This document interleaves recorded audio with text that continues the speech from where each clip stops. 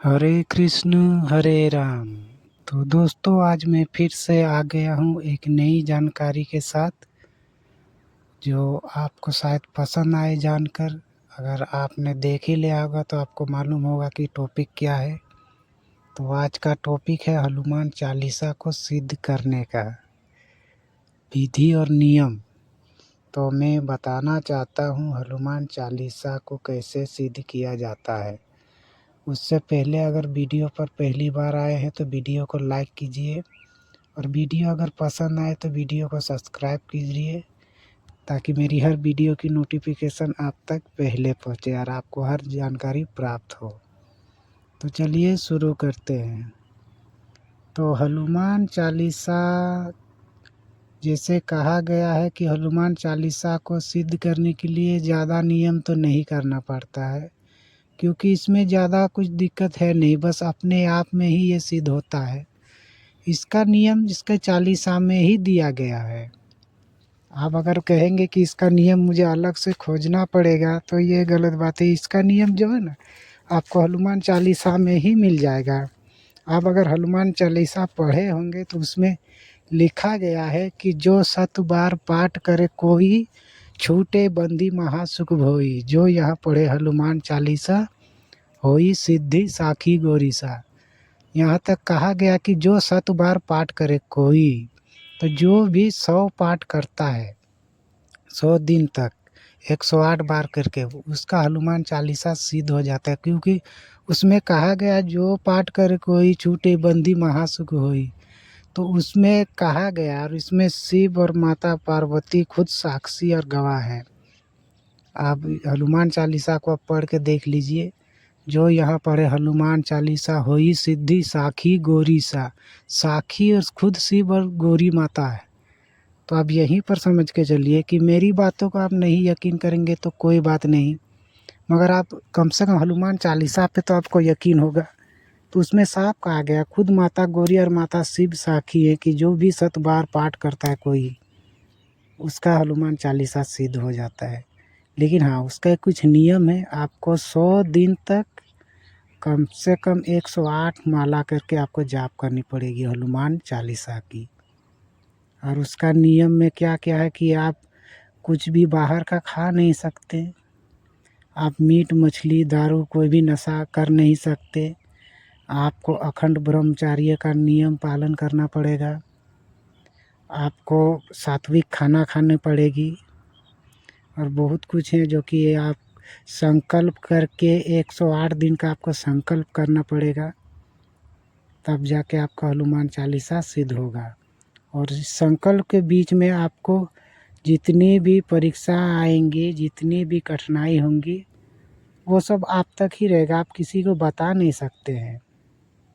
क्योंकि चालीसा में कोई भी सिद्धि अगर आप करना चाहते हैं ना भक्तों, तो इतना समझ लीजिए कि वो शक्ति आपको देखती है, परखती है, आजमाती भी है, तब जाके आपको सिद्धि प्रदान करती है। और बजरंगबली की सिद्धि, हनुमान चालीसा की सिद्धि करेंगे आप तो साथ साथ बजरंगबली की सिद्धि होती है। तो इतनी आसान तो है नहीं कि अब तुरंत हो जाएगा। तो इसलिए मैं कहता हूँ ज़्यादा दिक्कत नहीं है, बस उसी में सब नियम दिया गया है। आप ज़्यादा नहीं, 100 पाठ 100 दिन तक पाठ करते रहिए 108 बार करके, आपको हनुमान चालीसा की सिद्धि हो जाएगी।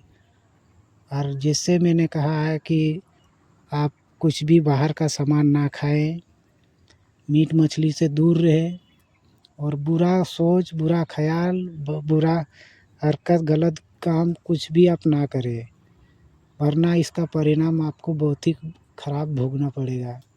क्योंकि हनुमान एक कोई देवता नहीं है, वो रुद्र अवतार हैं। तो आपको इतना मालूम होना चाहिए कि वो परम सात्विक है।